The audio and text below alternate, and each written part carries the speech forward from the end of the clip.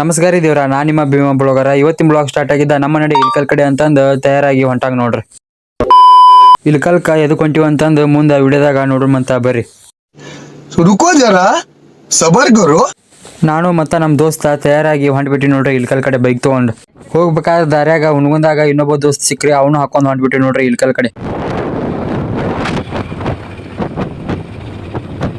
ಈಗಿದ್ರ Ilkal main ಎಂಟ್ರೆನ್ಸಿಗೆ ಬಂದ್ಬಿಟ್ಟು ನೋಡ್ರಿ. ನಾವು ಇಲ್ಕಲ್ಗೆ ಎದಕ್ಕೆ ಬಂದೀವಿ ಅಂದ್ರೆ ಊರು ಸಿತ್ತಲ್ರಿ, ಅದ್ರ ಸಲ ಬಂದೀವಿ.